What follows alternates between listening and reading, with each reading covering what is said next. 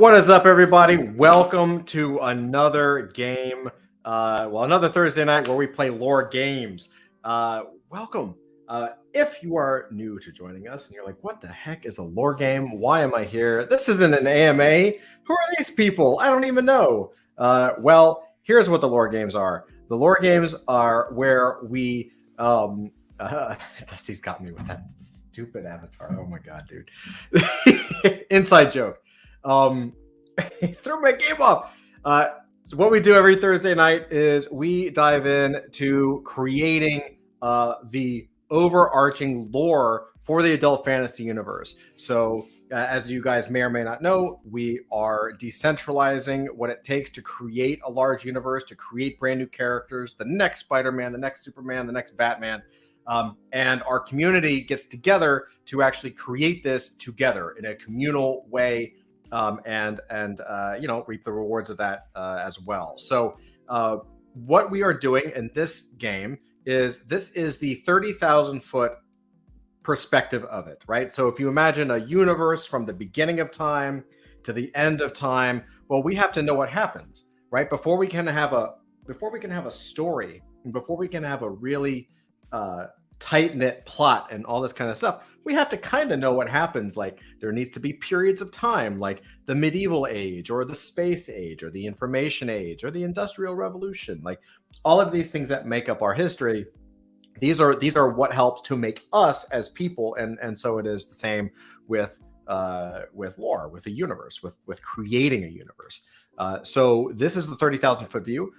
In our view, in our game, we are focusing on a period of time that you could think of as a season. So we are not necessarily defining it as a season.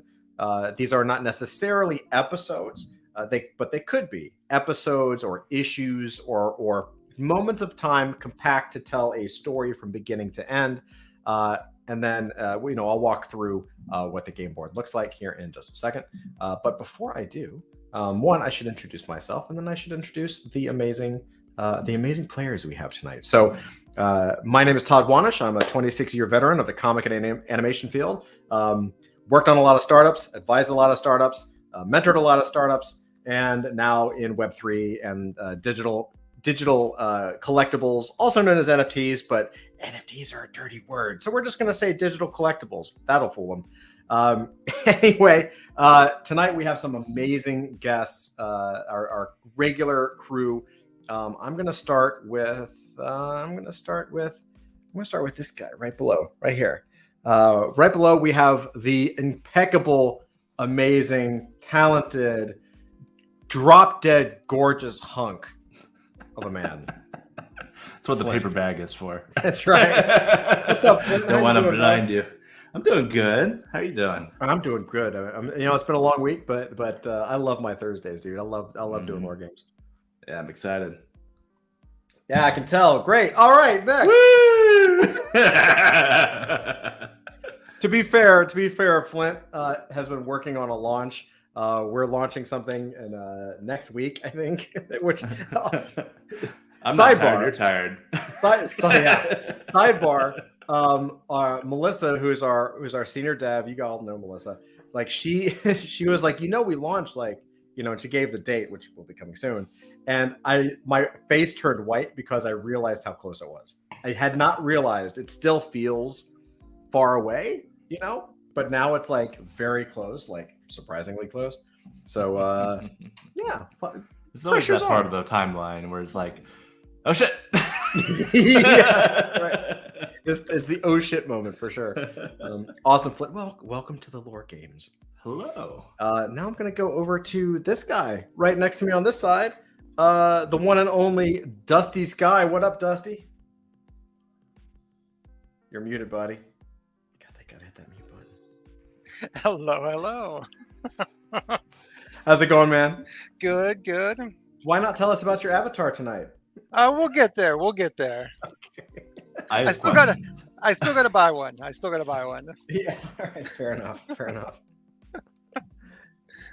There are so many meme NFTs. The meme NFT is going around right now, and That is one of them.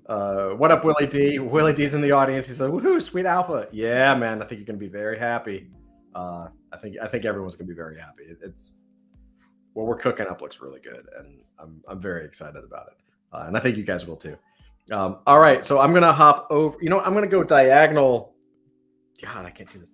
This way, no, that way, and we're gonna.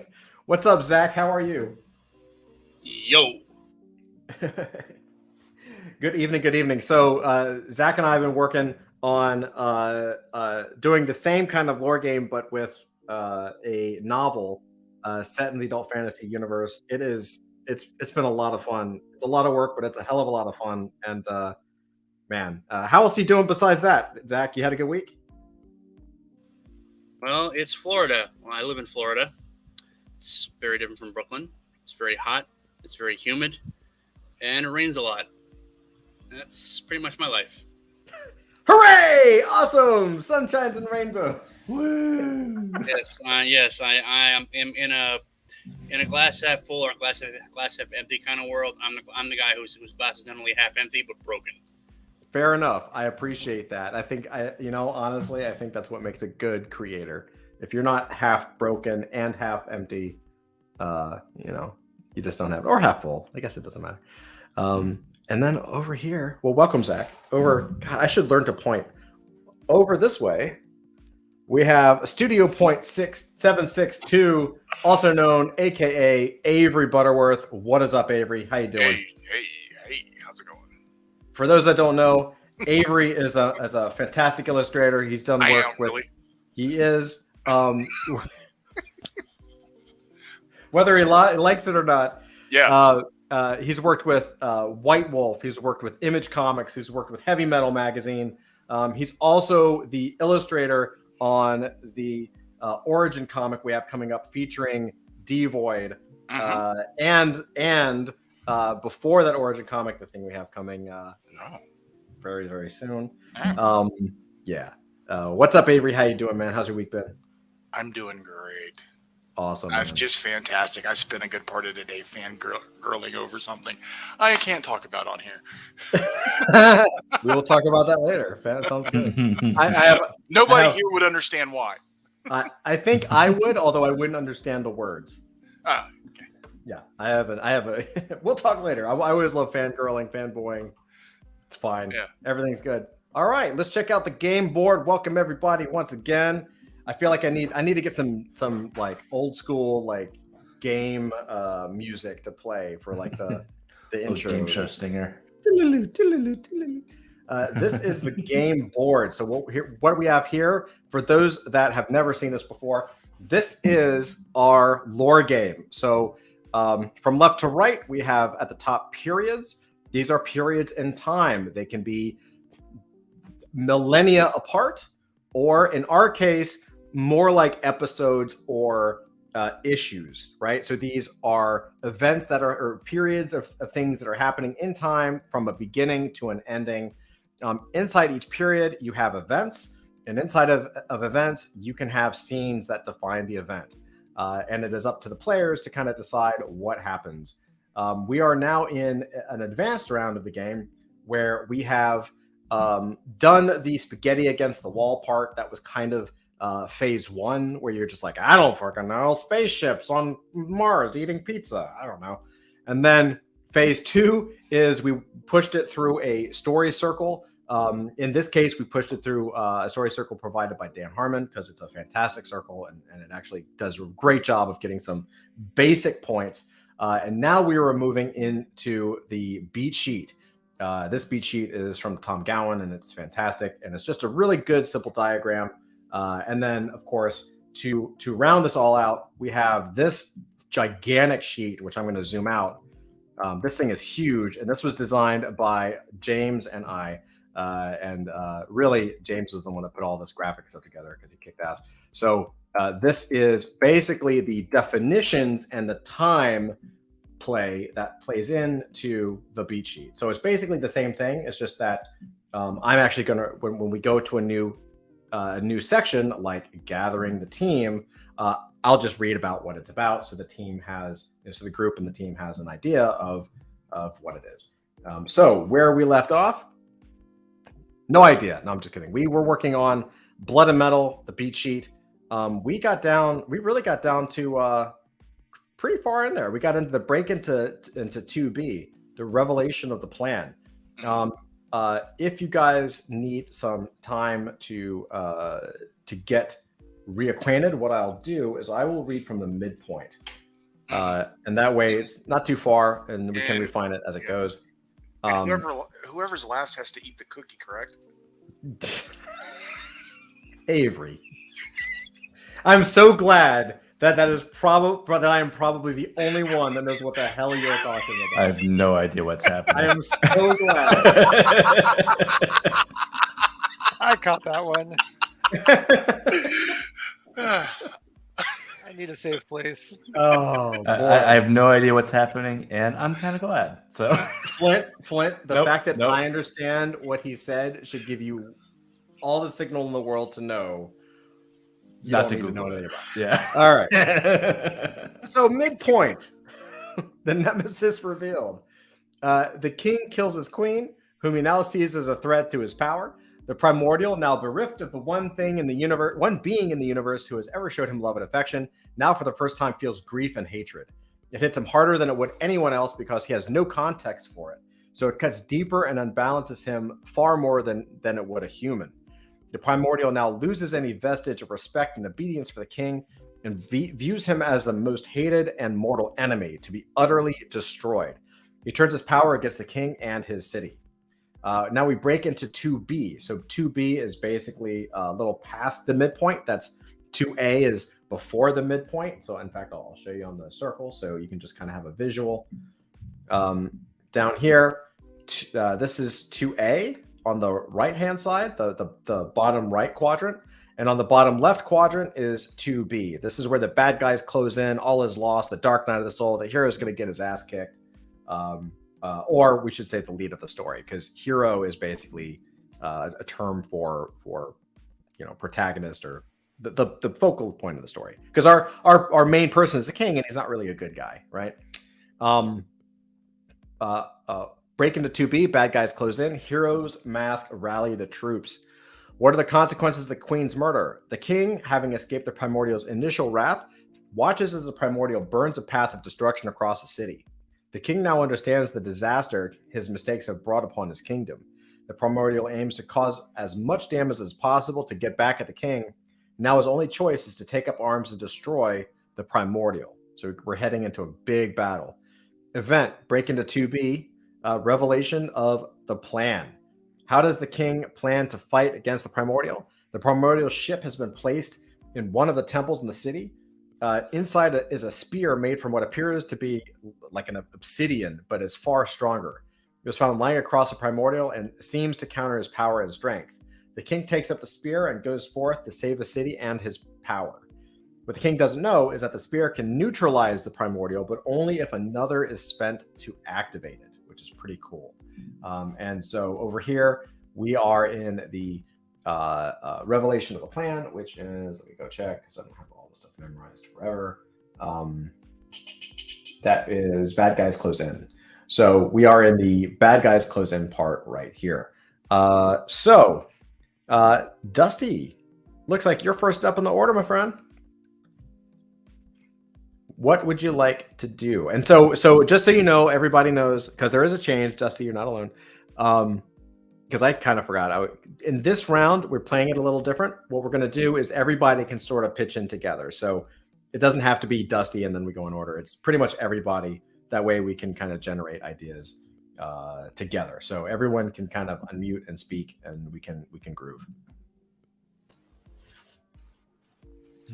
Maybe we could clarify, what does that mean? The spear can neutralize the primordial, but only if another is spent to activate it. That's a great question. I think, Zach, what do you think? I think you're muted, bud. Chottomate kurasai. What was that?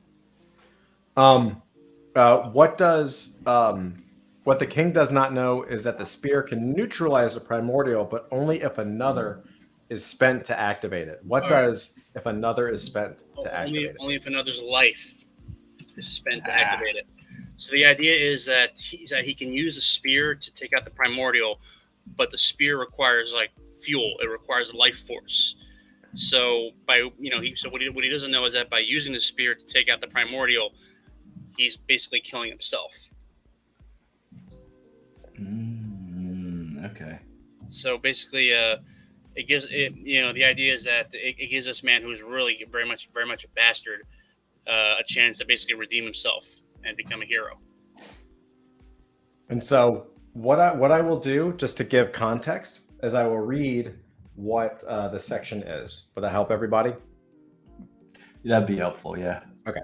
So I'm just going to make this big. I don't know if all the words can fit on the screen, but I'll do my best. Let's see. So, bad guys close in. This section will mirror fun and games in surprising detail. It is very common for lines of dialogue to be repeated, for an image or tactic to be recreated, for an entire battle that was fought against minions to be refought against the nemesis himself, and over the same ground. If there is a group of heroes, this is when they stop fighting each other and start working as a team. Captain America and Tony stop fighting each other and start working side by side to fix the damaged rotor. Thor and Black Widow fight Hulk, echoing the hero versus hero matches of Act 2A with deadlier purpose. Alejandro from Zorro has a 2-against-1 duel with Raphael and Captain Love, which he handles much better than his barracks brawl in Act 2A, even as it mirrors it. Stops for a fencing lesson, makes out a session with Ellen, etc., etc., etc. A story. The villain puts his plan into action. So the bad guys will close in. That's basically what we're doing. And then this is A story content, which means the villain is putting his plan into action. If the nemesis spent the first half in hiding, he will now have scenes showing the full depths of his villainy, and the obstacles he presents to the hero will seem increasingly insurmountable. If he was overt in his opposition of the hero before, his focus will tighten as he implements his plan in increasingly definable steps, and discovering and stopping those steps will tighten the hero's focus as well.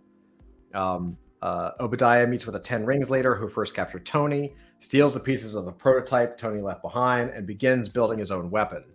Right, but he hits a wall when his own scientists can't duplicate the miniature arc reactor Tony wears. That kind of thing. Does that kind of make sense? Yeah, that kind of makes sense. Yeah. So our trial run, villains move, all this stuff, heroes training. So really it's like heroes training. The primordial wouldn't perform in battle at the time. The primordial was manipulating the queen. The king sends... So we're kind of instinctively doing this, right? Because in the trial run, the king sends the primordial against the city of Larsa, right? And now the king has accidentally sent the primordial into his own city, doing the same thing. Right? Okay. So what is how could so this is the key, the bad guys close in. So the king would be, what does he do? He's got the spear. How is he putting all the pieces together or kind of coming for it? Oh, and really quick, while you guys are thinking, J-Raw, what's up, man? Welcome. Happy birthday, brother. J-Raw Happy birthday. J-Raw turned 17 today. He's 17. Almost there. MMA makes him look 54. It's totally fine. It's fine. Happy birthday, brother. Oh my god.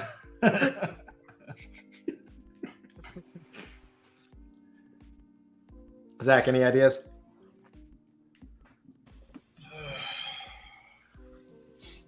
I don't know. Is it my turn or is it Dusty's? We're all in it together. Yeah. All right. So bad guys close in. Hold on. Let me pull up my copy of the one sheet.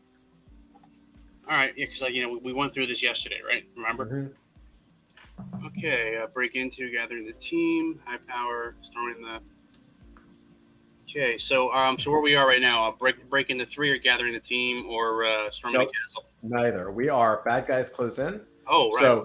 So the two would be, there's two sides, right? There's the internal struggle, clinging to old ways and fears, and then actual bad guy is external. Now, because we had a midpoint, which was a false victory, which was the king killing the queen, he thought he won because he killed the queen, right? Right. So for him, Okay. I he's got it. gonna I got be it. in I got it. I know his- what. Yeah, I know yeah. what to do. Sorry. Or I guess it would be a false defeat. I'm not really sure. We have to define that. All right. Well, here's the thing. All right. So the king, the bad guys close in. Question: the king gets the spear. Right, goes to get the spear.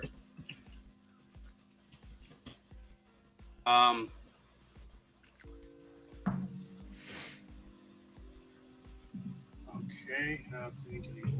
Actual bad guys. However, high priest in the temple turns on him. Ooh. Turns on him. Right, scene. But yeah, so hold on. Let me rethink this. Okay.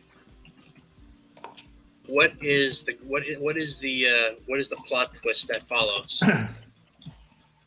However, the high priest in the temple turns on him, along with his top general. I don't know. Along with his top general, who is also the brother of the queen. Oh, interesting. There you go. By the standards in their culture, the king is expected to protect the kingdom against all enemies. By failing to do so,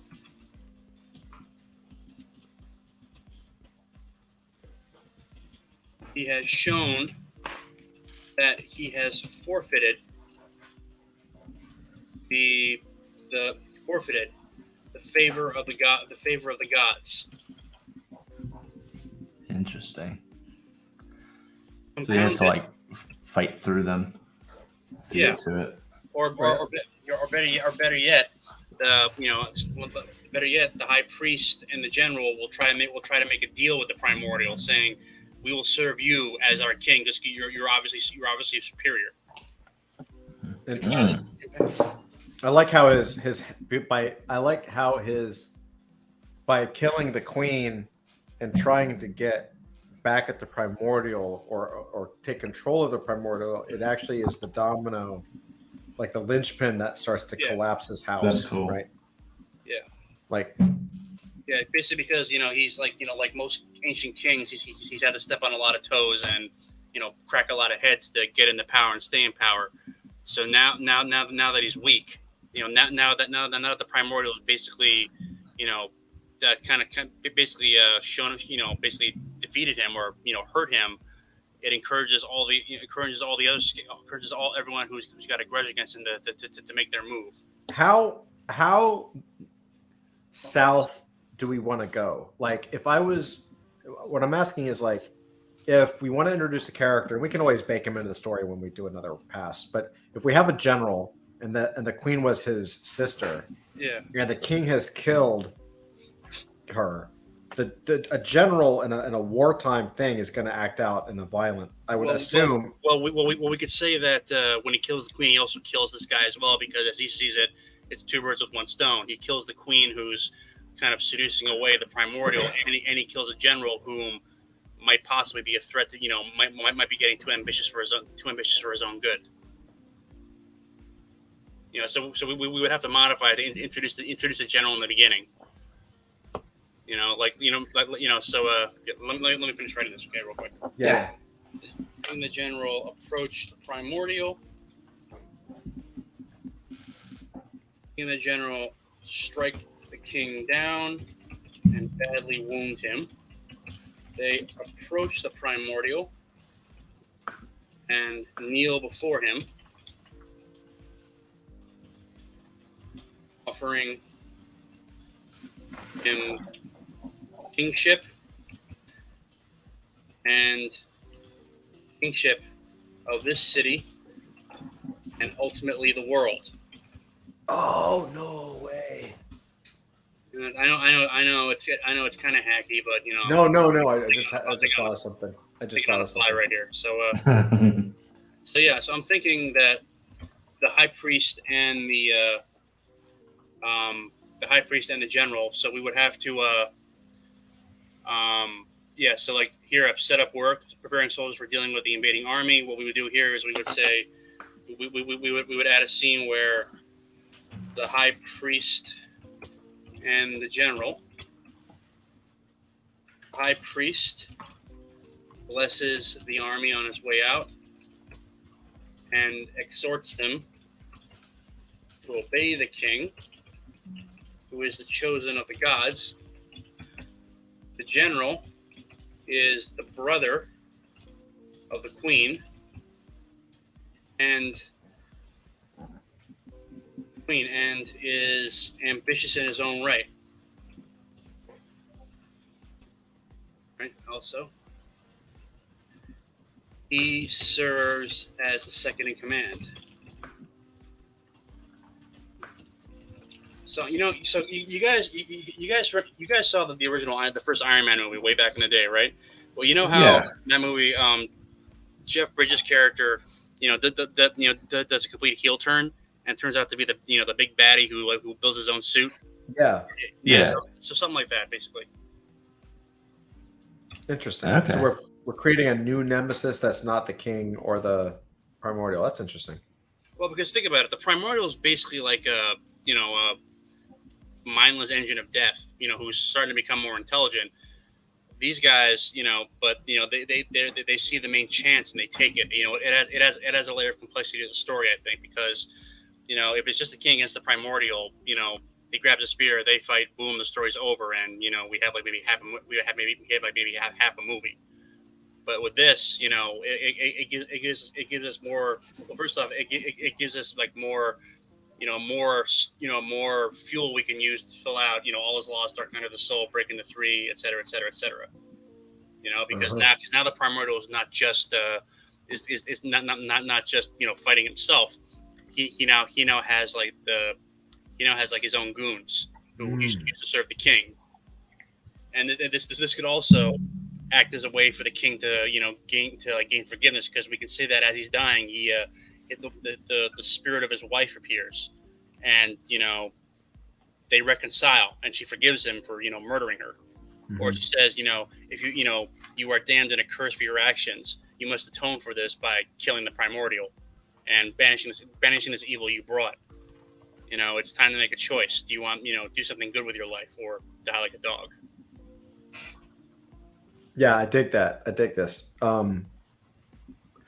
So I'm just gonna throw something out there, just something that completely popped in my head as Zach was writing. It's really more of an ending, but if you'll hear me out, is it cool? It's okay if I? Yeah. It's a group option. I'm gonna mute myself real quick. All right. Okay, no worries. So what if, we have this last scene that we talked about over here. Oh shoot, over in the kind of the bullet points, right? Like over here, where the primordial stands towering over the king. They both stand in a wasteland, nothing but smoldering ruins, fire, and dead bodies, right? Like, and then it's kind of the conclusion. They're both left with nothing. What if? I'm actually kind of excited about this. What if, when they're standing on that wasteland plain, and there's just smoldering bodies and ruin? So the arc of the king is that he has to go. He doesn't start as a bad person, right? He thinks he's honest and noble, and then as he moves through, he kind of crashes down. But he also needs to have a redemption arc. Well, for him, there's no real redemption because everything is laid to waste. Like, everybody's dead, right? And so what if, hear me out on this, what if the two are standing on the wasteland plain? The primordial is just towering over him. It could kill him in an instant, but is not, right? the king realizes what he's done, right? That this is all his fault, and actually commits seppuku, which is, for those that don't know, like gets on his knees, tries to regain some of his own honor, and takes his own life. Okay, the king falls over dead, bleeding out. The primordial lets him bleed out, right? You have a moment where there's just like a pool of blood kind of spreading. He's clearly dead. That primordial, however, we've already established by this point that the primordial has like immense power. What if the primordial raises his hand and basically that animates the king, right? Basically rising him from the dead. Hear me out. And as we see him, basically gets reformed a little bit, like, you know, maybe his cheeks get sunken in a little bit, kind of almost like he's turning into a zombie kind of a creature, right? Because we established later on in the thing that the dead are walking around the Hyper Brooklyn. So his cheeks get sunken in a little bit. He's kind of elongated or whatever. His clothes are kind of falling off. Like he looks like the life force has been drained out of him, but his eyes are open and he's reanimated. And that is actually the origin of Solar Mannequin. Yo. And they walk off together. Yeah. They walk off like the king is just like slumping behind their primordial as they both walk into the sunset. I like it. That is rad. Yeah? Oh yeah. Yeah. That's awesome. Yeah. That's awesome. Yeah. He gets Norin ratted. Yeah. He totally Norin ratted, exactly. Yeah. Yeah. All right, I'm gonna go ahead and write that. Love But we'll continue with bad guys close in while I do so. All right. Awesome. Well, I said my bits. So, okay. So, King of Samaria ends up working for UPS. This will be interesting. Right? Like, you know, well, he has a second life, so we can develop that, right? Like, Yeah. All right. let's see. The king and the primordial face off together over the wasteland of bodies and fire. The king realizes that he is to blame for everything.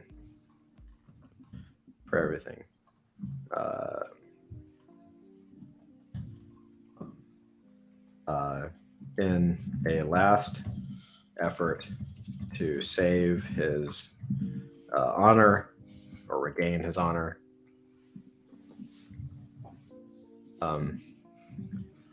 he takes his own life. The primordial just blankly stares as the king leads out into the sand. Suddenly, with a wave of his hand, the primordial reanimates the king. The king rises, cheeks sunken in, bones beginning to show, skin turning a cold, dead blue.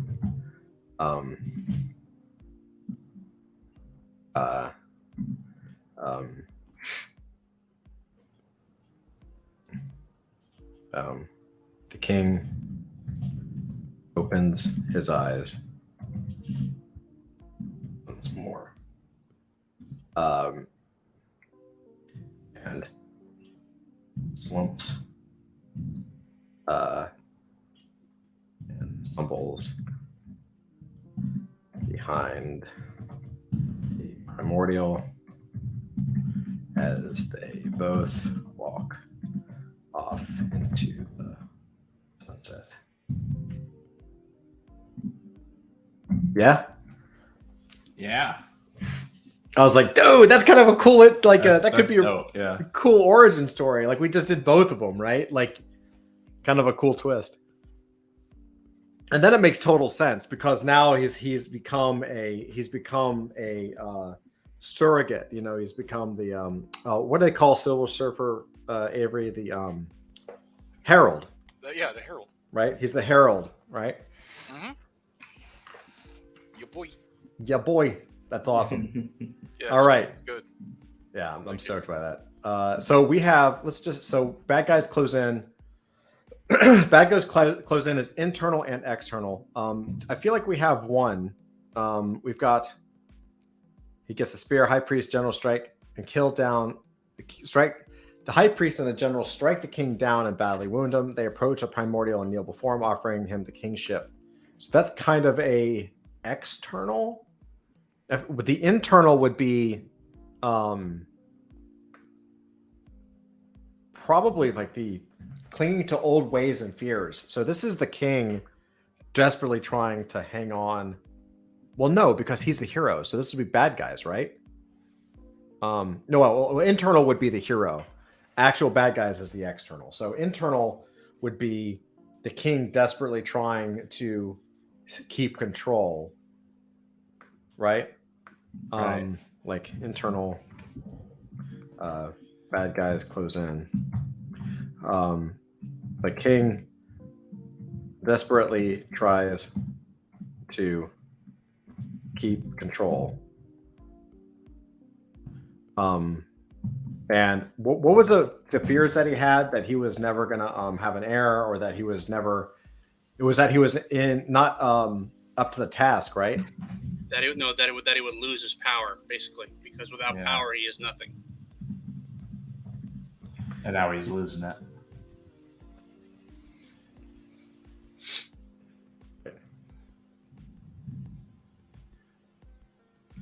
And this like mental picture of him like dragging himself, because he's injured, right? So like dragging himself towards the fight, you know?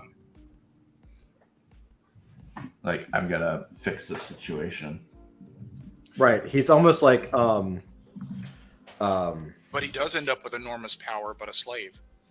right. Right. He gets exactly what he wanted, just not in the way he wished it. Yeah. Oh, that's great. I'm gonna add that. That's excellent.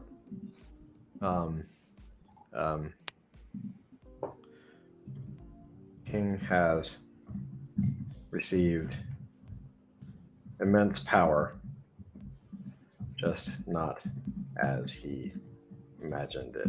So really what it is, if we went all the way back up to the theme, where's the setup, opening? Be careful what you wish for. Be careful what you wish for. Yeah. Setup. This is setup. So I don't know if we have a theme here. Opening. I'll just say theme.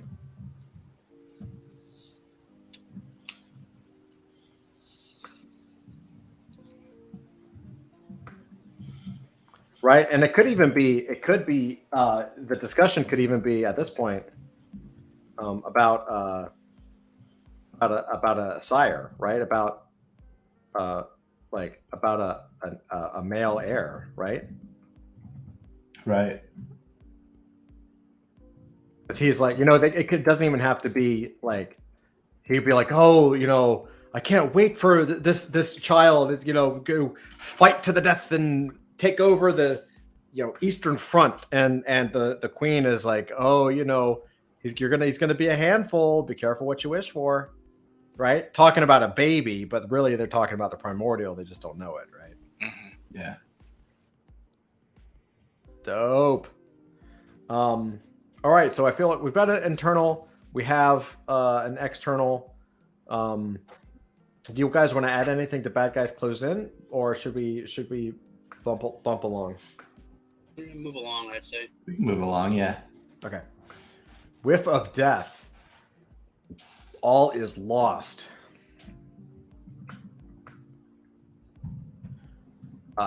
This is a hero loses what they want, external, and then something is done to the hero. So the king loses what they wanted the most externally. which is probably power in this case, or to something, respect.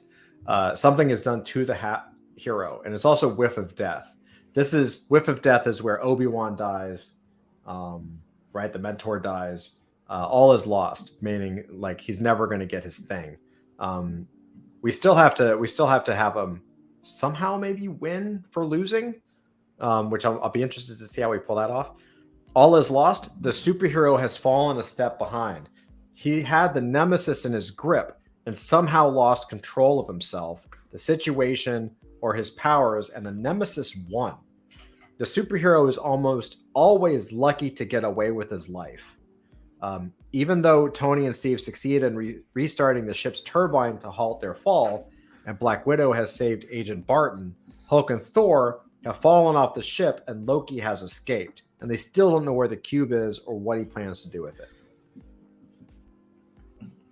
I mean, that's kind of what's happening, right? I mean, maybe in the next iteration, this group that's kind of taking control is kind of an ever-present pressure. Like, like they're a political pressure, like we're trying to take over, and so he's finally lost to them. That's kind of what's happening here,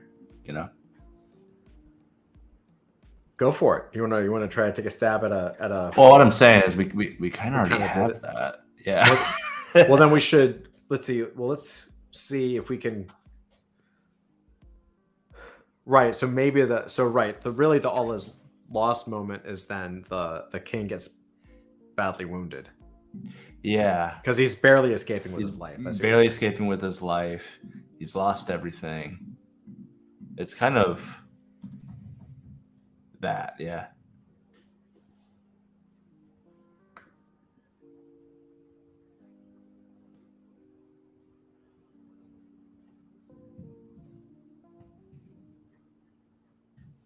Is there anything to add? I'm not sure. Dusty, Studio, Zach. Take a look real quick. All is lost. King has lost everything. Barely escapes with his life. Can I add something to that? Yeah, absolutely. This is the whiff of death. All is lost. Hero loses what they want. External. Something has been done to the hero. It makes a lot of sense. What you wrote before kind of does sound like an all is lost moment, which probably means we'll eventually have to go back and add some bad guys close in, but that's fine. Okay. How about this? King makes it out of the temple with the aid of a priestess who is also one of his mistresses. For old time's sakes, she smuggles him out of the temple along with the spear and hides him in a farm out of the temple and the city, in a farm on the outskirts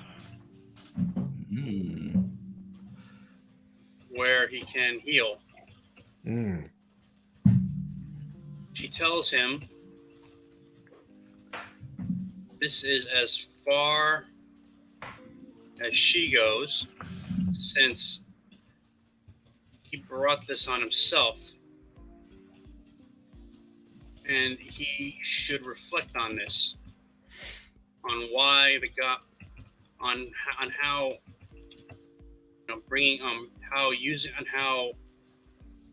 using the primordial brought disaster to his family, his city, and turned away the favor of the gods, cursing them, cursing all who obeyed him. She then leaves him to his despair.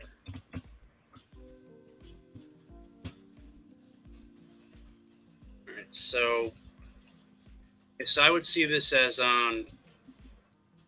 like, for example, let's say let's say Batman. Mhm. When he was starting out, and when he was starting out, became more and more, basically like instead of like Bruce Wayne, he was like Thomas Wayne, completely acts crazy to the Mhm. point that Alfred just quit and Yep. basically went off to become a librarian or something. And then Batman faces off against like Mega Joker, like the Joker injected with Bane's, super venom. Mhm. I know I'm a DC guy, right? I don't. That's okay. We So, won't hold it against you. I mean, I'm just saying. well, I mean, all I can say is that the DC movies are shit, but the comics were okay for a while, not so much anymore. But that's a whole other can of worms I'm not going to open. Anyway, so yeah, so let's say that basically he faces off against like Mega Joker, who's basically like powered with like Bane's like super serum, Mhm. and gets his ass completely kicked, and like literally beaten, like not just like beaten but like within an inch of his life. Alfred comes in, rescues him, takes him outside Gotham City, like puts him up in a motel, pays it up for like 3 weeks, and then says, "Okay, that's it, we're done. I'm done. As far as I'm concerned, there's nothing more between us. You brought this on yourself. Think about this, you damn vigilante, and maybe like turn your life around." And then he just walks away. Right. Interesting. Yeah, I like that. I wonder if so. One of the things to add to that possibly is whiff of death is the price of greatness. So what the hero didn't know when he took the job at the midpoint. That would what did the hero not know when he took the job? That it would cost him something. There's always a price, whether it's the loss of loved ones, loss of one's illusions about life, or the loss of something equally precious. It's a high price to pay and is taken from the hero without warning. This is often a combination of a mascot or mentor's death coupled with the loss of the hero's naivete. And so I'm wondering, he's lost his queen, although he is the one that did that. He's lost his kingdom, even though it's still there. We've now Zach's moved him out of the kingdom. What if like because he clearly didn't have the respect of it. Clearly didn't respect his queen because he killed her without question, right? But what if there was another character here that was kind of like an Alfred, right? Like not like an older, maybe it's even the soothsayer, right? Like the caretaker who raised him as a kid or something, taught him to hunt. I don't know, but and as the king is trying to escape, and the general whose sister has been killed is coming in, and basically the king's been wounded, within an inch of his life. Maybe it's the Alfred character, Soothsayer, whoever, that basically jumps in front of the blade coming to finish the king off and basically kills the mentor. And Right, that why don't you write that in, Todd? does that just an alternative idea, although I like it. Does it have to be a mentor?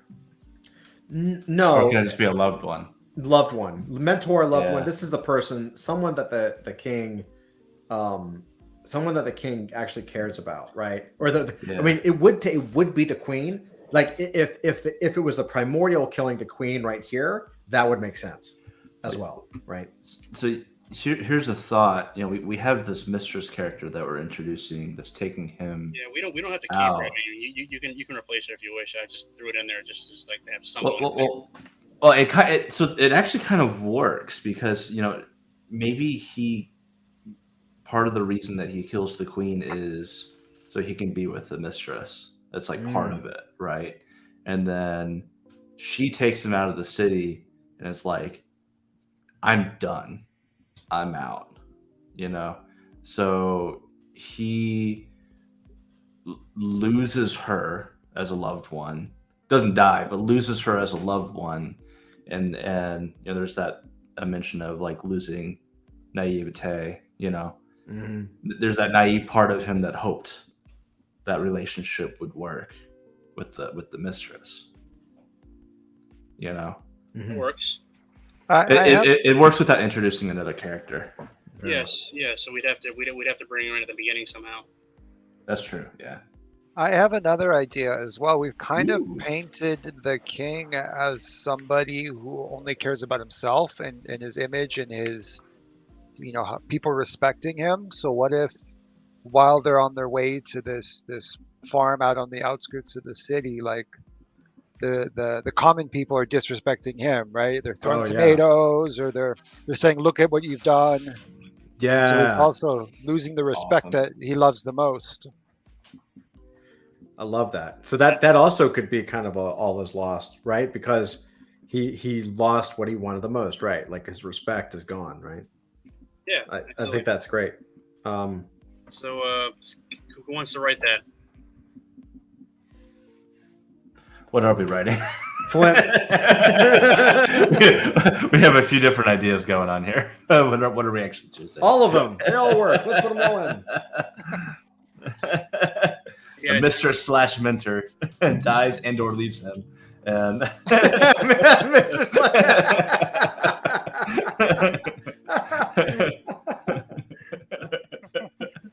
like, man, this story got super weird. Right. I think all our stories get weird. Like they're all like hardcore. Like all this, the characters are super light and funny, and their backgrounds are like no, he's a. They're like all hardcore. It's like if Batman suddenly had a loving relationship with Alfred. Like, yeah, what the fuck? Right. Where did that come from? Give it time. It's probably going to be canon before long. Anyways. All right. So what? All right. What are we deciding to do here? So let's for now, let's go ahead and stick with the mistress because she's been introduced. Okay. And I'm open. He has to lose her, so she either leaves or I mean I don't know. I guess the challenge with her leaving is that she's still technically a slave, right? Like these are not like we've kind of established like a brothel. I mean, you've got all these wives. Like, would she really be? I guess. I mean, he doesn't have any power to keep her there. That's right. Maybe it's worse if she just is like, he can't move and he can't stop her, and she's just like, "You're pathetic." Yeah. And maybe they're just like covered in tomatoes, and like there's a whole like, there's a scene. Even though I have not seen, I know, I have not seen Game of Thrones. I know. Just watch like the first couple seasons, then stop. Yeah. But there's like once you get to the Red Wedding, stop. Yeah. Yeah. After that, it starts to go downhill. Yeah, it just starts. It goes downhill fast. Well, there's a scene where one of the characters is being like, I think she's being crucified or something. She's being kind of like. But it's like a walk of shame. Walk of shame. Cersei Lannister. Yeah. Right. And the whole town is just like going at her. So I was like, maybe that's kind of the thing, right? Yeah. Like the mistress is actually like, he's like on her, like trying to, because he can't stand up on his own, which to the people is a sign of weakness, right? Because you should be able to fight or die. You don't want to be, deathly injured. Mm-hmm.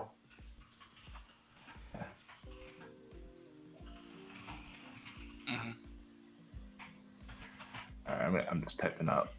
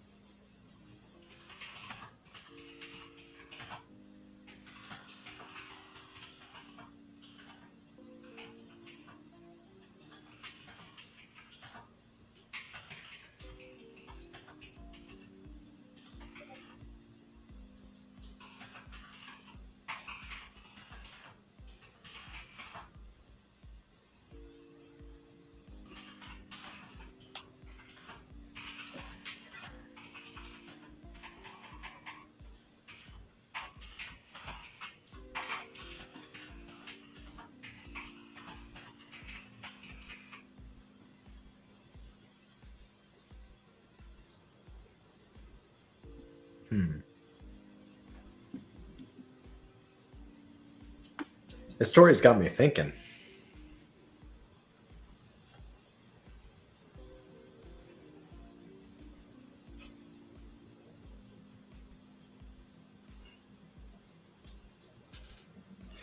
Okay. There we go. So the mistress helps the king out of the city as one last favor. They walk through the outskirts of the city. The king can barely walk and requires his mistress's support. Along the way, he encounters people from the town who shame him for what he's done. His mistress, too, can barely hide her disgust. She takes him to an isolated farmhouse where he can safely recover. Once he is sufficiently healed, she leaves him. She is done. She'll do no more for him. Now alone, the king considers all he has lost, his city, his power, his would-be son, and the mistress he hoped would still love him after the queen's death. Awesome. Yeah, that's great.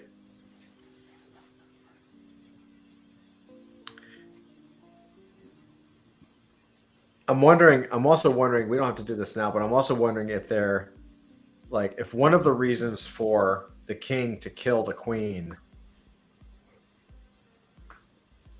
is that the mistress has begged him to eliminate her.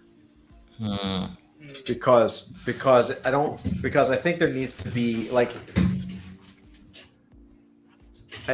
when we introduce the mistress earlier, right? We don't have to do this now. We can do this next round, or whenever we get back to it. But like, I think there needs to be another, like, a bigger reason for him to kill his queen, because like I don't think any of us, like, if we had a nemesis or something that was that strong, like if we had the same kind of situation, would we really kill our significant other?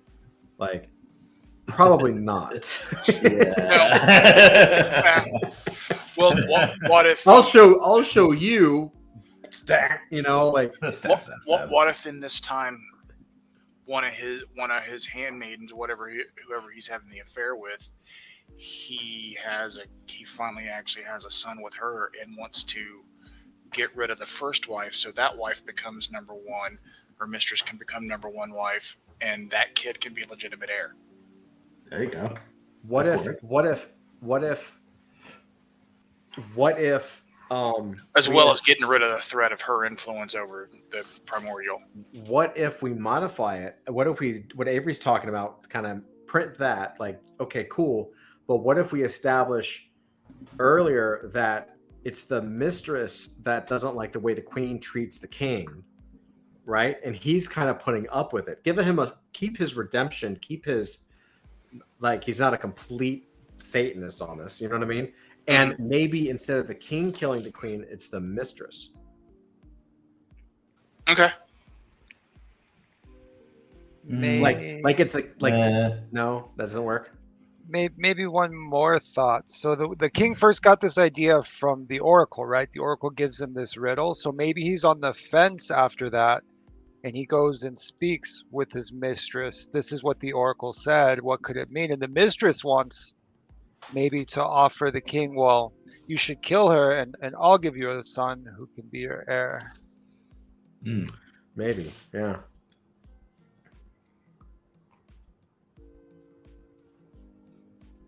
I mean, we can keep. I like that.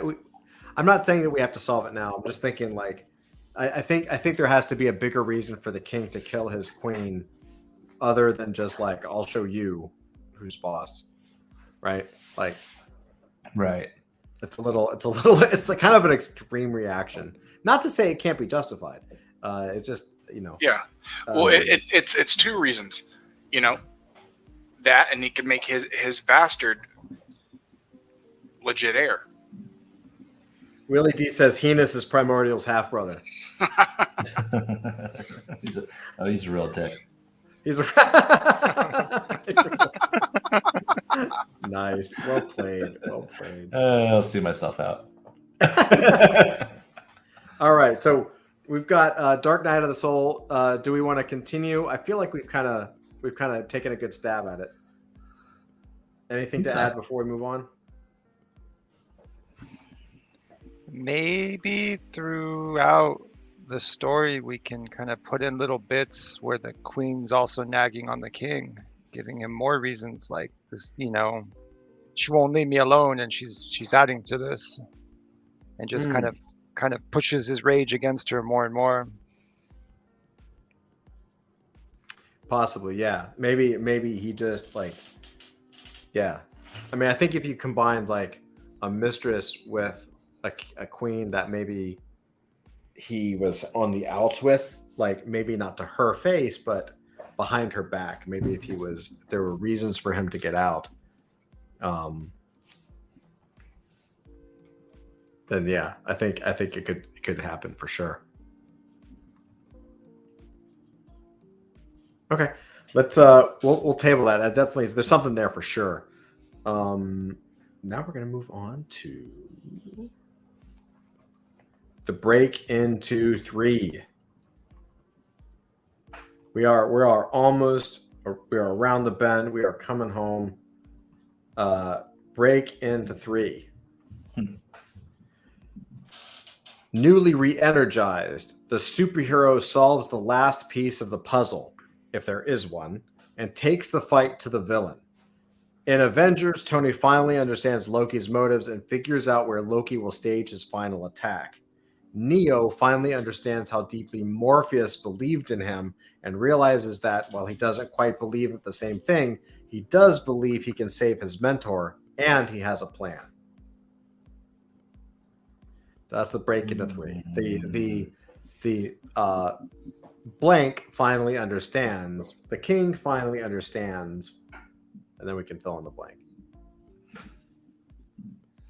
So at this point, he's healed up and has the spear.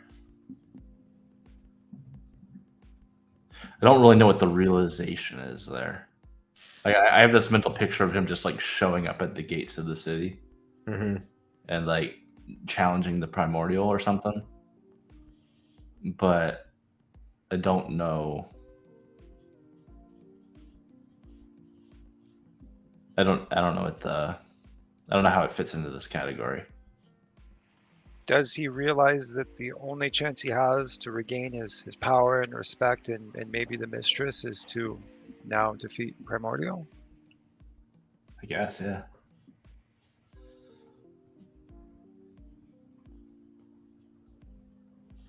Yeah. So what's the hero's need? The intangible goal, which is emotional. So the hero takes an action because they need something, the internal need. Normally it's heroic. This could also be the king's arc. He's kind of gone from a hero, respected hero, to disrespected, from respected hero to respected villain to disrespected villain to disrespected hero, right? Like that's kind of his arc, or maybe even a little bit of back, like not so much disrespected hero because he's coming back, but yeah, I guess he'd still be disrespected hero. So the only way he becomes disrespected hero as opposed to disrespected villain is by killing himself. So, or respected villain, I guess would be it, right? He at least had a little bit of honor. There's something around there. So maybe his need is that honor and respect, because we've made a big deal about like this guy craves respect. Right. So, Right. So I also, Flint, I like the idea of going to the castle gates, right? Because at this point the primordial is just tearing the place up, right? Yeah. Like either that or he's settled in as the leader. Right. Because they did offer that to him. I don't know. Maybe I feel like he would just kill them. That also might be a thing. I mean, as a character design, he's got that crown of thorns. That's a city. Maybe at this stage he's smaller, but he still has a crown. Like he literally has like a crown of thorns. You know what I mean? Like he's sitting on top of like a bunch of like I could see him Conan style sitting on like a giant fat Conan sitting on top of a pile of like Roman bodies, Roman guard, like armored knights or something. You know what I mean? Yeah.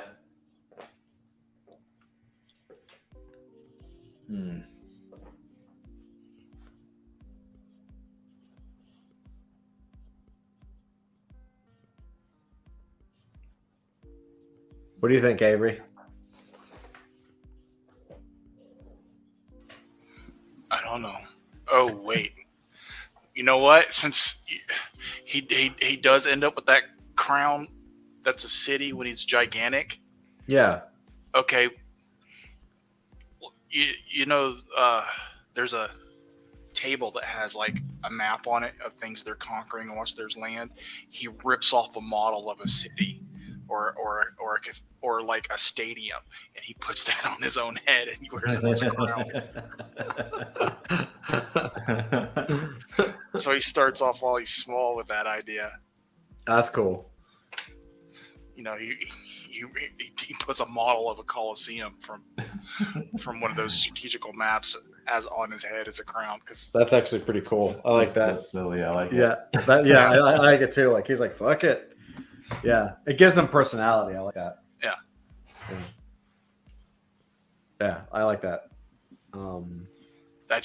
That was just popping in my head. I just like, okay, he wants to go sit on all these bodies. He needs a crown. He's using bodies as a throne.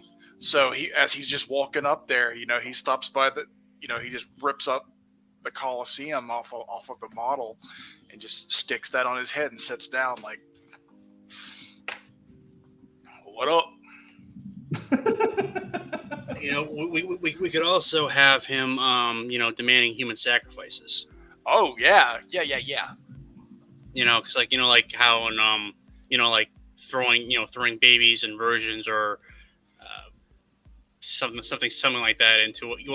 Did you guys ever see that? Straight up eating them. Yeah. I don't know if you guys ever saw that Jack Black Michael Cera movie from a few years ago about how they were like cavemen, and it was like I think like the last movie Harold Ramis ever did before he died. Do you know what I'm talking about? No, I don't think I've seen this.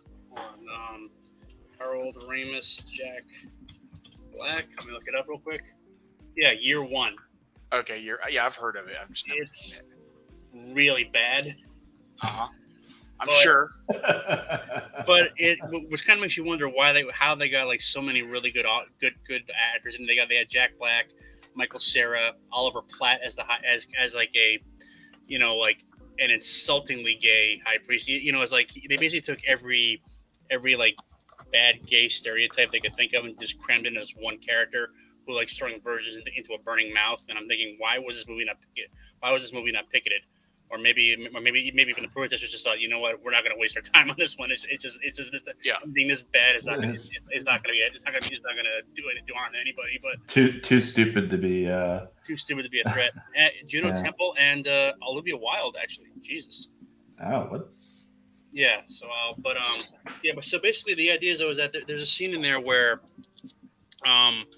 Oliver Platt's high priest is like conducting a virgin sacrifice, and they're basically like lining up women to be thrown into like a burning pit. Mm-hmm. But he basically like looks them over, like says like looks at one girl who's obviously not a virgin for due to career choices and says, yeah, you're not going to work. Yeah, go back to the brothel. That's so messed up. Let me put it this way: it has a 14 approval rating based on Rotten Tomatoes. So, and it's the last thing Harold Ramis ever did before he died. Oh man. Willie D says Year Zero. Yeah, that's the one I'm talking about.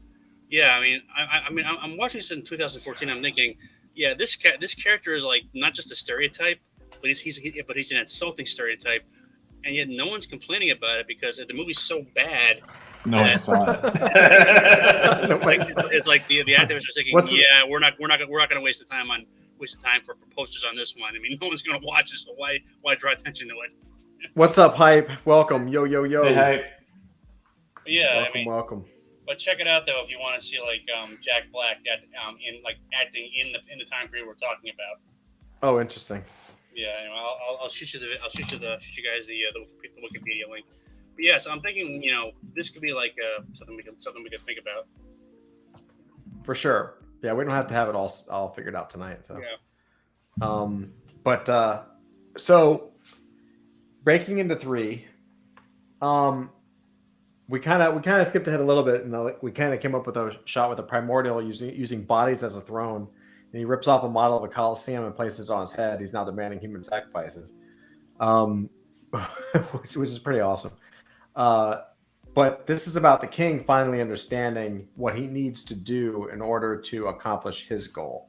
So I think really it might be as simple as the king understands that in order to regain some kind of honor or some kind of respect, he has to. This is where he realizes he has to kill the primordial, and he has a plan. What he thinks is a plan, and that he has this.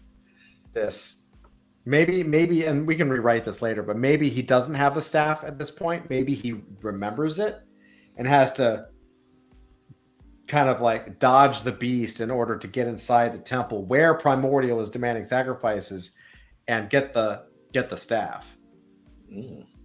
Right? Okay. I'll just put it. We can always. I know it kind of throws a little continuity problem, but that's okay. I think we can edit that later. Does that sound good to everybody? Yeah, it works for me. Yeah. Sure. Yeah. In order to regain his honor, he must kill the primordial.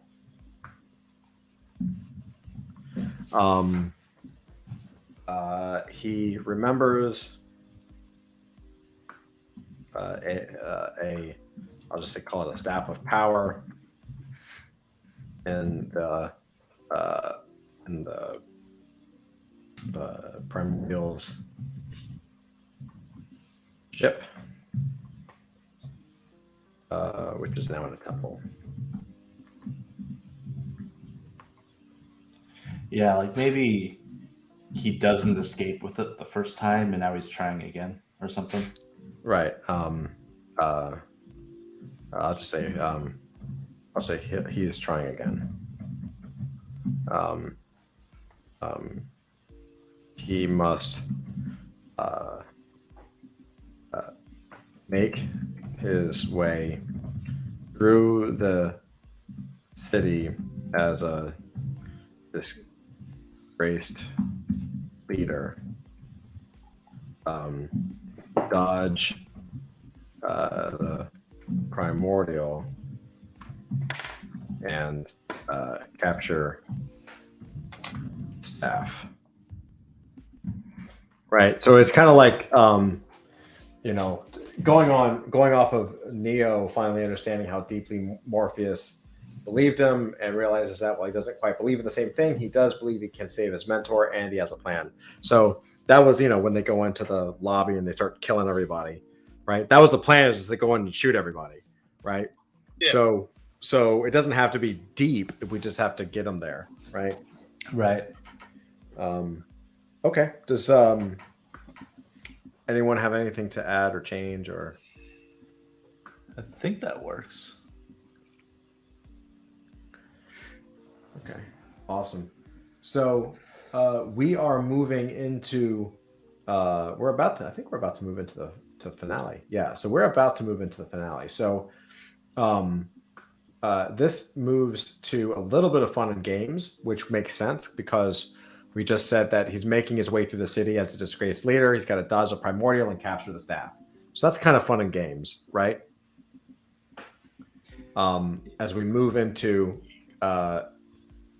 or I should say, there's actually two possible paths that we can take. Let me zoom out. So the first is the king or our hero has fun in games and assembles the team, or doesn't have fun in games and the team abandons the hero. right? When his team assembles is closest to the need, team abandons hero is farthest from the need. Then there's like opposites, right? So you have, if the team assembles, then there's despair, and then they get the high tower surprise. Or if the team abandons the hero, then there's hope, and then there's a high tower surprise. So do we want to go if the team has abandoned the hero? Well, that's okay because he's alone, and this is something he has to do alone. He storms the castle, and there's hope, right? Or does he somehow does he gather a team where everyone that was just about to kick his ass and murder him, kill him, are like, oh my god, you were actually way better than this giant alien that's asking for human sacrifices, and they join forces to try to defeat the primordial. Do we go team or do we go solo? I would say we go solo, if only because it's makes it's more in tune with the character, to be honest. I'd agree with that. Yeah. And basically, remember that he would have to, he's he would also want to kill off the gotcha the sorry. Amazing. Florida. Yes, you gotta love the Gunshine State, even though it's I'm only firing table salt. Anyway, so I'm thinking, wait, wait. Got one of those salt guns for bugs? Yep. Oh, dude, I want one. Dude, wait. Pause. Time out. That wasn't you just clapping your hands. You were shooting a fly. I was actually shooting a termite. No, they have these salt guns that are for shooting bugs. They're awesome. Let me put it this way. I took a side trip today to the local Bass Pro Shop to. My goal was to buy a fishing lure. I ended up coming out with about $70 worth of stuff. So this is the most Florida thing I've ever heard. It is so Florida. Oh yeah, all this missing are bath salts. These things were very, very popular in Iraq and Afghanistan. Guys, people would have their moms send something like something. I guess the headquarters staff working in tents in Iraq, you're going to get flies. So I guess that's how they amuse themselves. I just learned that we have copperheads in our neighborhood. Oh, does it work against copperheads? I somehow doubt that. I doubt that. I think of that. You probably want to like a 20 gauge shotgun. Cool. But anyway, Do you think you could get one of those copperheads and put them in a box and send them to me? You want one? I knew you would want one. Yes. I'll put them in my tank right here. I bet you would. All right. Some rat shot will take care of a copperhead. What's up, Bad Kitty? How are you? Welcome. Anyway, so getting back to the story. So, yeah, hold on. Just so you hear this. I'm a bad man. Oh man. It's like redneck Mad Max. Amazing. Guys, I live on Beachside in Daytona Beach. It's about as well. It's more retired New York City copper firefighter mixed in with drunken frat boy and sorority girl than it is redneck. One redneck go about 20 miles inland, and you'll see more. You'll hit it. You'll see more MAGA has a Confederate flag than you can shake a stick at. Old Florida does exist, and it's drunk and it's armed.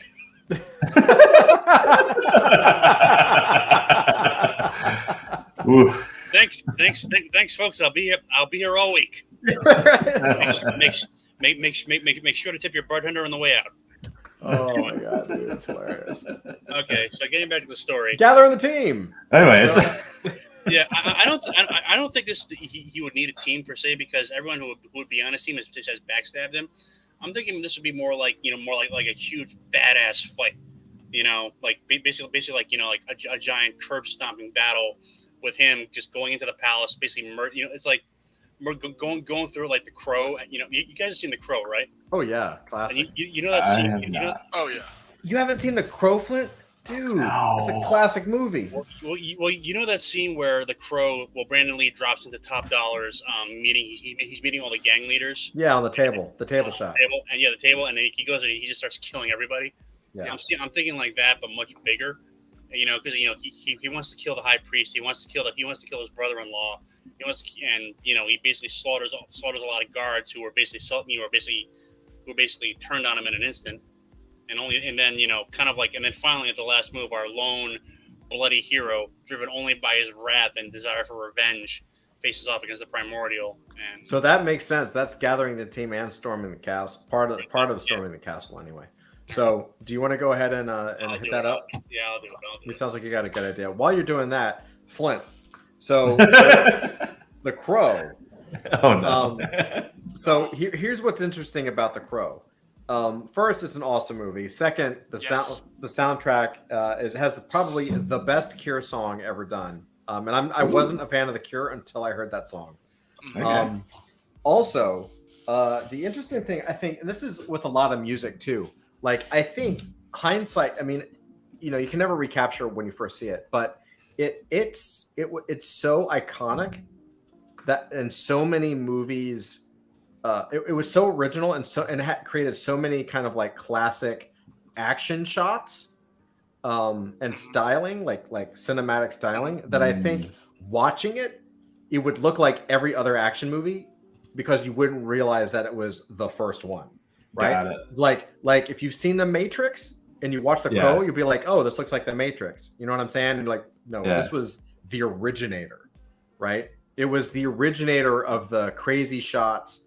I mean, Tim Burton's Batman had some like his original one in '88 kind of like set the stage for a lot of the wacky shots, but The Crow was able to do that in a really dark way.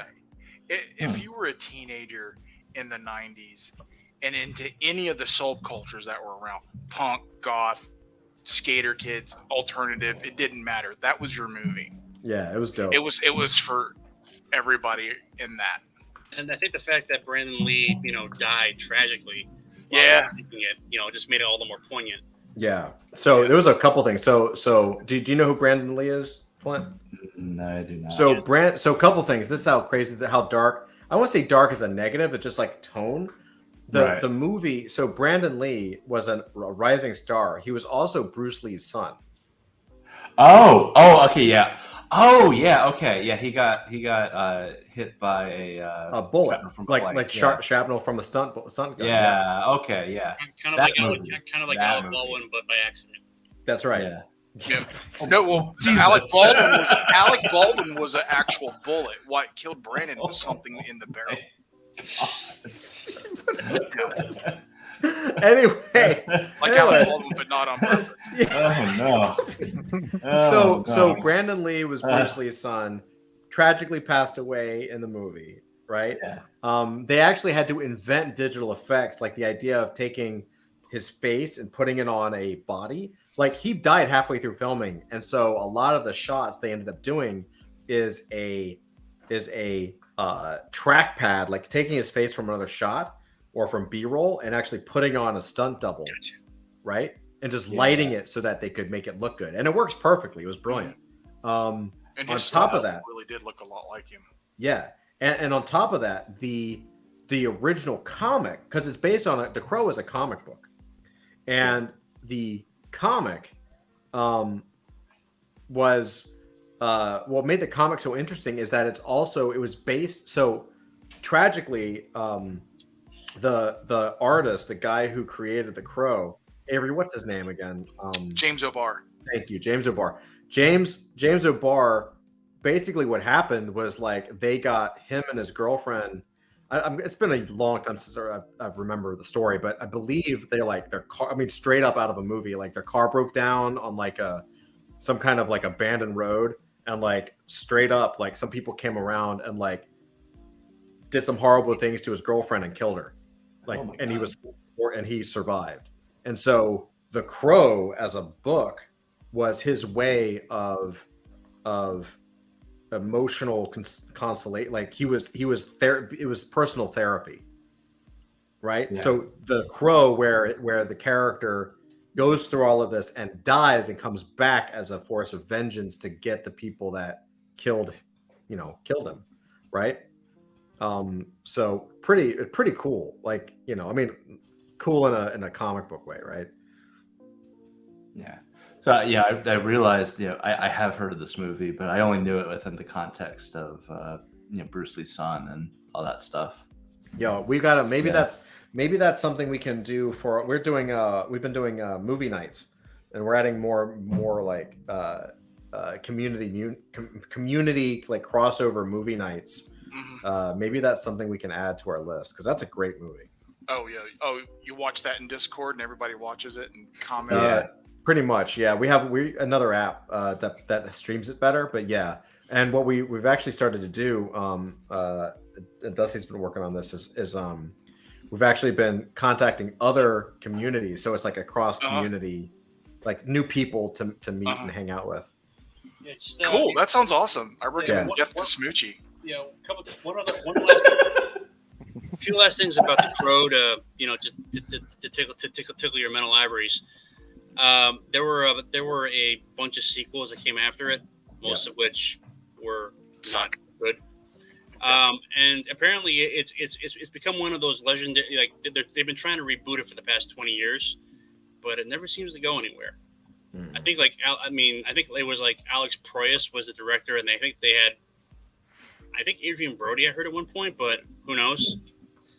I don't know. I mean, it's one of the it's one of those movies that's very much of its time. I mean, you can't imagine this being made anytime other than like the early 1990s. 100%. Yeah, exactly. It's got your stereotypical drug dealers, and like, it's very, if you've seen The Matrix, it's in a weird way, it's very similar. Plus, and of course, the bad guy, played by Michael Wincott, he of the raspy voice. He played the Sheriff of Nottingham in Robin Hood, Prince of Thieves. Highly rated movie. But he plays like the stereotypical like early 90s bad guy. He's like wearing he's like wearing like a loose, like white ruffled shirt with an open neck, long hair, looks like a vampire trying to pretend. Looks like a vampire pretending to be a vampire, that sort of thing. Everything's very 1990s goth alternative. Well, no, more specifically, early 1990s goth, late 1990s goth was all like mall goths and There's a lot of cheese, but it fits perfectly. I love it. I love that movie. Yeah. Now I want to see The Crow. Okay. Yeah. So I wrote, King goes to the palace, proves why he was always a badass in the first place. He goes into the front door and kills everyone who gets in his way. A long-running sword and fist fight takes place in the halls of the palace, possibly to a gothic metal soundtrack. A lot of bad the general and the high priest, along with a lot of soldiers who betrayed the king and joined the primordial. And we can like storyboard it later, I guess. Yeah, that's awesome. And then I guess that would take care of both gathering the team and storming the castle. Right, because that's also Hope. And so what I'm going to do is I'm going to pop this over so we can just read a bit. So Storm of the Castle, there actually is a little more we could do, because it says, Storm of the Castle, the superhero and his team attacks, but the nemesis is waiting for him. It is the nemesis who defines winning, for it is he who has planned for the showdown all along. He who has known that only one can survive, he who has had time to dig in, to build the walls and arm the fortress and ready the gates. But the superhero has a few tricks of his own that we have seen him learn, and his native intelligence and training have prepared him for the fight. And the example would be, with nothing more than guns, bravado, and cool sunglasses, Neo and Trinity attack in a jaw-dropping display of physical prowess, using astounding amounts of ammo and one helicopter-mounted 50 cal against bad guys who can move through walls and body hop at will. So that actually might be something we are establishing throughout this. We've established early on that the primordial has crazy power, and in the final scene we establish that he can raise people from the dead, right? Because the king becomes Solar Mannequin, potentially. And then what if the king going through the palace, he actually is battling everybody, but everybody is like not themselves, like they're completely taken over in some way, right? Ooh. Like it's really the primordial controlling everybody. What if because he's got this throne of bodies. Mm-hmm. You know, what if, you know, he goes through this epic fight through all of these guards and stuff, and he gets to the throne room with the primordial, and the primordial steps down off the throne, and the bodies reanimate, and that becomes his guard. You know, the bodies that he was sitting on. I like that. I almost like it. I know what you're visualizing. I almost like it more if they animate, but they're all like human centipeded, like You would like that, Todd. Hear me out. Hear me out. Not exactly like a human centipede, but like they're all like they've been like morphed together or something, like almost like an alien form. Some of them are morphed together and in weird ways. Yeah, like an alien form or something, just like more like the Thing. Right. Yeah, totally, like the Thing, exactly. That's so like a blob with a bunch of arms and a bunch of weapons. Yeah, kind of exactly. like the game Inside. If anybody's played that, I haven't. It's super gross. Cool. Sounds good. I should play it. Discord game after hours. Inside. Also spoilers, I guess, for that game. Did Sorry, guys. Did someone say it's human centipede? You have my full undivided attention. Oh, the second one got me, dude. Like, What? Human Centipede 2. The scene where the chick gives birth anyway, to the car, and the baby ends up behind the gas pedal. No.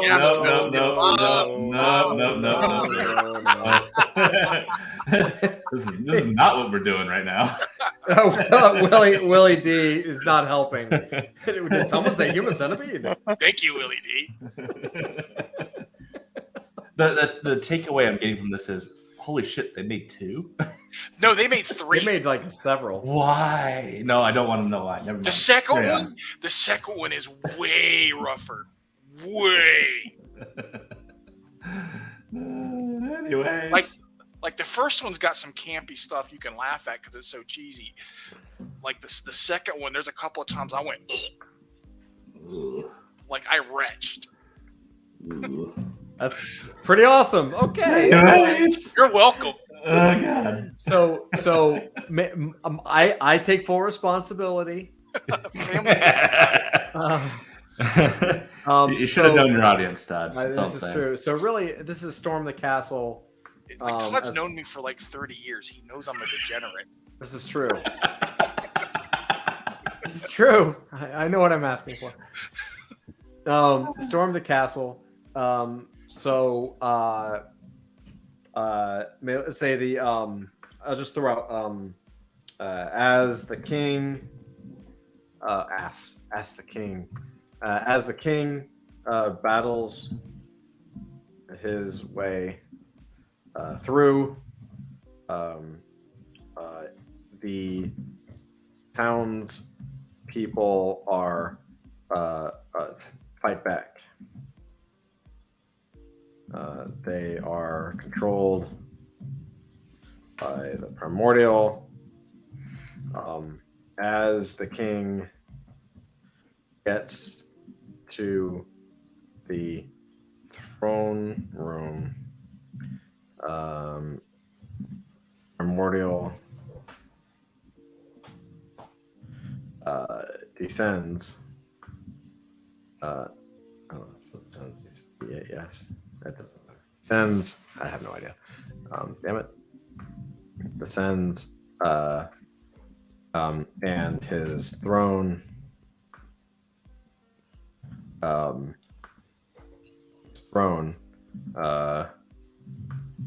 Which is made from the bodies of soldiers.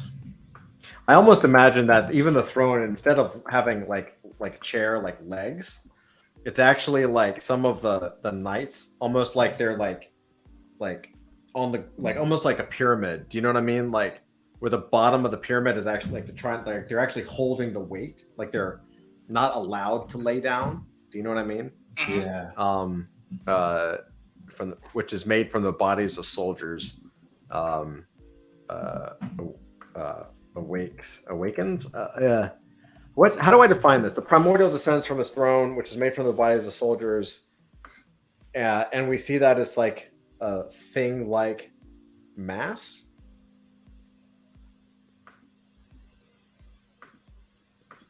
Or several. It breaks apart into several masses like that. You know, some can walk because they have enough legs to hold themselves up. Some can't. They have to crawl around with multiple arms and legs that are in weird places. And they're broken.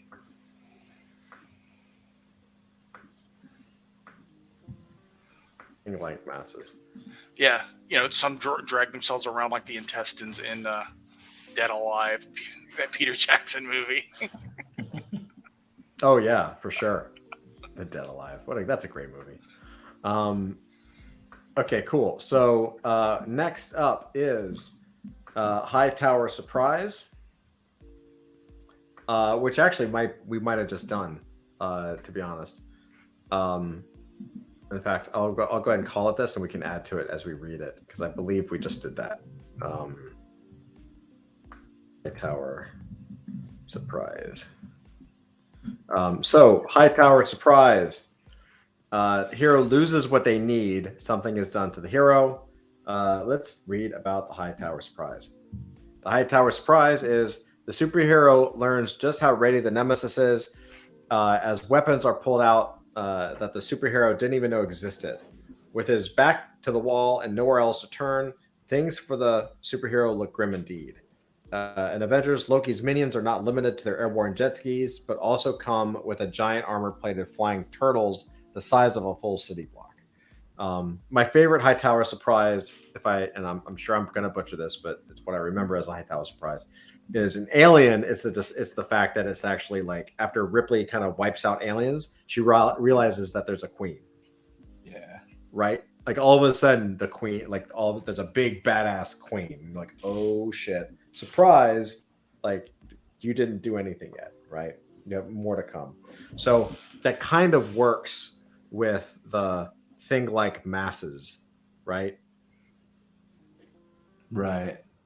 Because we just said surprise, there's some giant alien things now that are kind of armored because they're made from the bodies of soldiers or something. I just work here.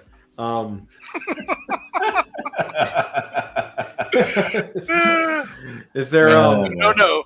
This is your circus. This is your monkeys. This is your fault. Yeah. Is there anything we can add to the or feel that we need to add to the High Tower Surprise, or does that kind of work? I think kind of works. Kind of works, yeah. Okay. So we are going to move into the Keys to the Kingdom. That is the space between High Tower Surprise and Dig Deep Down, which is the next block. Key to the Kingdom. But there's something little, tiny, some little, very tiny, very important detail that, in the right hands, can bring the Nemesis' entire kingdom crashing down. And the hero has just found it. Dr. Selvig constructed a shutoff switch in his machine that can only be powered by Loki's staff. At the same time, the Council approves the launch of a nuclear warhead to blow up Manhattan. This is tough because he already has the spear, right? Right. Or does he actually? Well, I think maybe that it could be the key. Like maybe he, that's a good question. Whether he has it or doesn't have it, just because he has it also doesn't mean that he knows how to use it. Right. Yeah. Maybe one of, the Primordial's guards has it because maybe the Primordial doesn't realize its power or something. Like maybe it's in the room or something. Well, how would he? Here's a question, kind of a key to the kingdom. How would he? Yeah. How would he trigger it? What's the Selvig constructed a shut-off switch in his machine that can only be powered by Loki's staff. So what is what is the shut-off switch to that the staff? What does the staff do, and how does it turn on? What's that little thing that that if the king could just do this thing or have it in his hands, he knows he could win.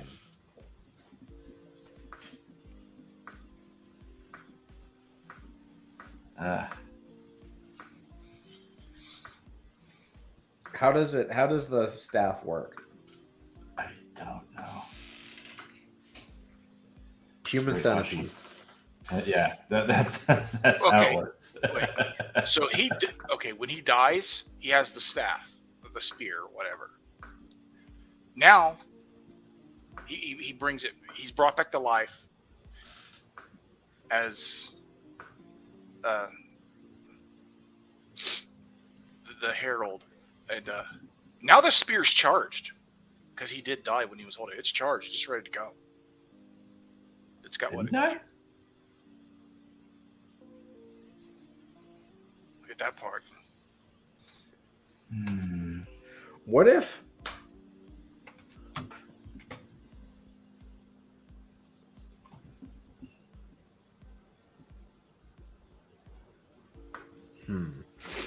I mean, I'm wondering, if it's something where, just as a MacGuffin, if this was the spear had been used before and it turns people to dust or something, whatever it touches turns to dust. Oh, okay. I'm just pulling something out of my ass here, but it does something. So the king has to know.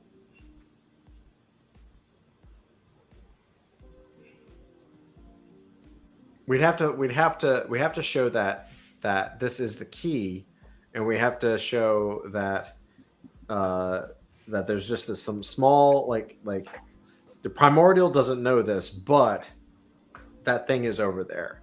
I mean, we could again down the road when we revisit this and start a polishing session, we could always have the shard is discovered in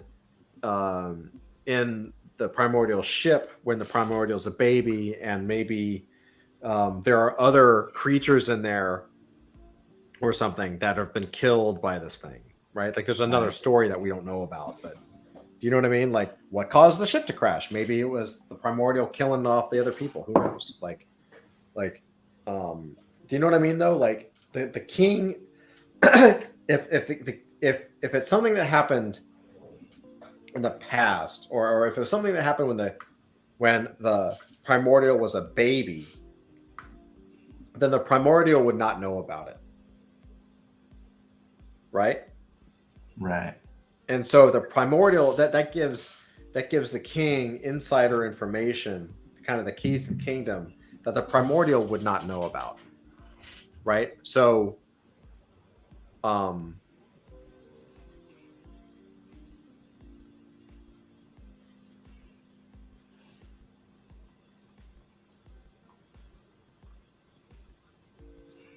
we can always insert it in earlier, but what I think we need sort of a description of some little very important tiny detail that in the right hands can bring the Nemesis' entire kingdom crashing down. And the hero has just found it. So maybe this is where he actually finds, right? Because he didn't really get it yet. He's been going for it, but he just found it. Right? It's in the throne room. Yeah. Do you want to take that? Do you want me to take it, or Zach? Do you want to take a shot at it? Honestly, I'm starting to burn out here. So. All right, no worries. Go for it. Todd. Okay. No, I'm not burning. I'm starting to fade. I'm afraid that the caffeine shot I took is starting to. Well, we have 8 minutes left. And so I'm starting to crash. hang out for 8. We got 8 minutes. We're almost there. I don't know if we'll finish, but we will definitely finish the next section next time. So, keys to the kingdom. You know what? I'm just gonna say king. Really simple. King finds staff. Staff. Vaporize or staff melts. What's a way that it could like? Or we don't want it to just be so powerful that he just touches the primordial and he disappears. You know what I mean? But like, staff, let's just say can destroy whatever. Destroy the primordial. King remembers this from when he discovered the baby primordial, right? Something basic. We can always go back. Yeah. Yeah, I mean, and the idea I had is that the spear is like it's like the only weapon that can actually physically harm the primordial, but it does so by drawing energy from the person wielding it. So that's why it kills them. Oh, okay. You want to write that? You want me to write that? Yeah, go for it. Okay, let me bang this out real quick, all right? Or maybe it's what was in the spaceship that kept him in stasis for the transport. There you go. Ooh. I like that. You know, when it crashes, it becomes jostled. He wakes up. I like that. Harm the primordial and kept him in stasis in the ship. Because maybe it was the king that actually jostled it out. Oh, that too. Sure. Right. Sure. He's the one that removed it.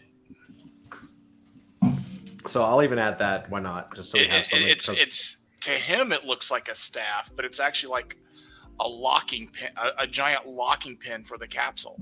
Right. The capsule part of the ship that held the primordial, and it being in contact with the primordial with that station is what kept him asleep in stasis.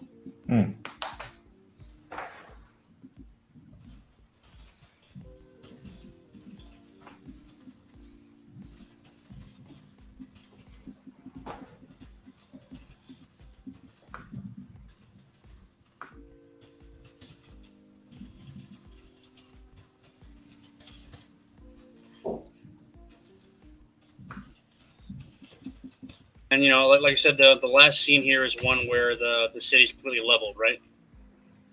So what will happen is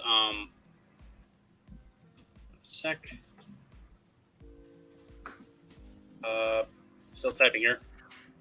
Answer: the resulting energy blast completely levels the city.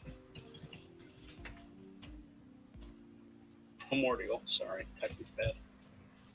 Okay, take a look. The spear is the only thing that can harm the primordial and keep him in stasis on the ship.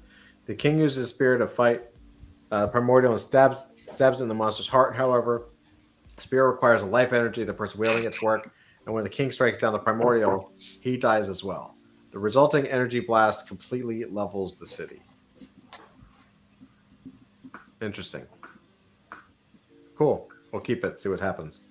All right, and it does kind of segue into the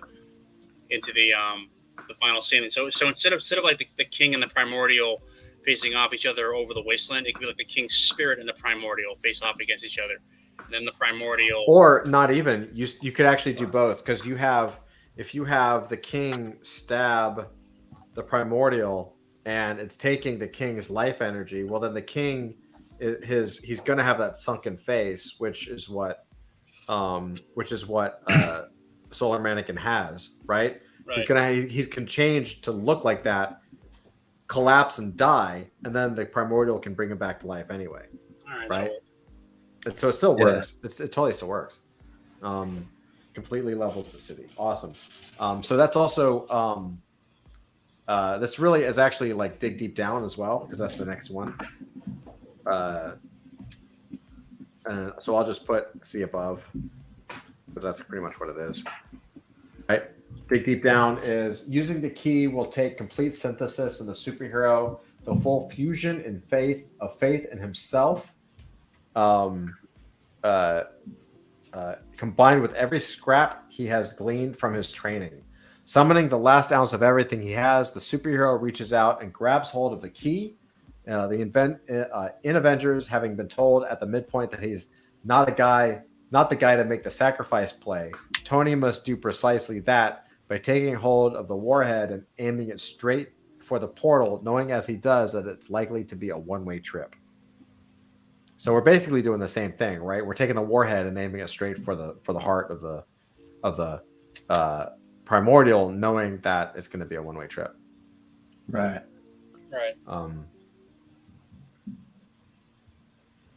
Let's see what else we got. So how do you guys feel? Do you want to? Let's finish one more, which is the end of Dig Deep Down, right? Basically, so we'll get to the end right here, and then we can next time we get here, we can get to the final image and executing the new plan. Okay. Cool. So the last one inside of Dig Deep Down, this area is called Unlock the Gates. Unlock the Gates is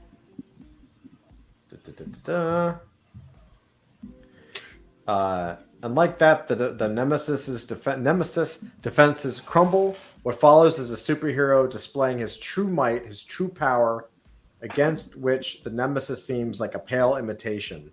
The Nemesis defeat is almost laughably easy.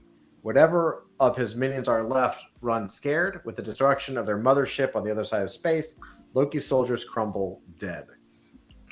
We kind of did that, but do we want to add anything about like? So this part is after he's become the herald. So this maybe could be a part where he breaks free, and now he has enough life force behind him because he has the power of being a herald to use the staff to actually work. Oh, and that will be the thing that ends up entombing him beneath Brooklyn Harbor. Yes. Say, go for it. Zach, do you want to write that? Okay. Unlock the gates. All right. That's cool, Avery. I like that. Is now the herald of the primordial. This gives him the power to finally defeat his enemy. The king turns the power. The king faces off against the primordial and discovers and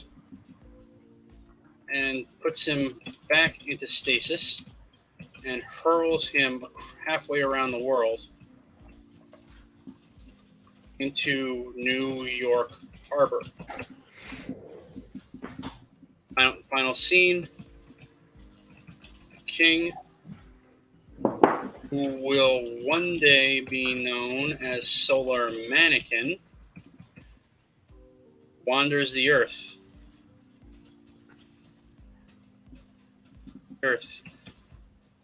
Living forever in regret. And tormented by his memories. Yeah, that's dope. All right, I'd introduce a UPS joke here, but we're running out of time. So, yeah. although it's did work briefly for UPS, that is a fitting punishment. And I actually think we nailed it because we can reshape it, but really the last 2 points are executing the new plan, which is hero takes an action to become changed, using old and new lessons to form a new third way, which he just did. Right, which is what Zach was talking about and Avery was talking about. And then the final image, he either wanders the earth, he flies up into the sky, a la Neo, whatever. So I think we just nailed it. I'm just gonna say executing the new plan. See above, and I'll say Final image, see above. Awesome. We just did our first shitty draft, guys. That's awesome. Woo! And I fire myself gun into the ceiling. And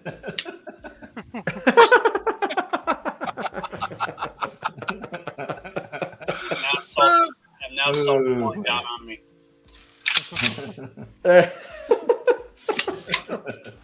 Exactly. Oh my god, that's great, everybody. So we completed what, and this is really what it's called, the first shitty draft, which is excellent. That's excellent. We actually have a complete story that relatively follows an actual beat sheet, and it feels like a pretty good movie, right? It feels like a good story. Yeah. There's bumps, there's things we got to polish, and holes we got to fill, Sure. potholes and all that. But we actually completed. We did. I just want to share this because I think it deserves recognition. We completed this, Nice. right? Okay. Like this thing is basically the entire story, and we actually went through it and we did it. So congratulations, guys! That's freaking awesome. That absolutely deserves a clap. That wasn't my hands. I don't need to know that. I think I need to go. Oh Lord, give me strength. Anyway, guys, thank you guys very much. Fantastic. We even finished it on time, which is pretty badass. Dusty, Avery, Zach, Flint, Willie D, Bad Kitty, Hype, J-Raw, everybody that showed up tonight. Thank you so much for coming and checking this out. I love doing this. It's one of my favorite. This is one of my favorite things to do during the week, because we get to be creative, we get to hang out, we get to have fun, and it's an interesting game and an interesting challenge. So yeah, thank you guys very much. With that, have a great rest of your week, and we will see you next time on the Lore Games. All right, everybody.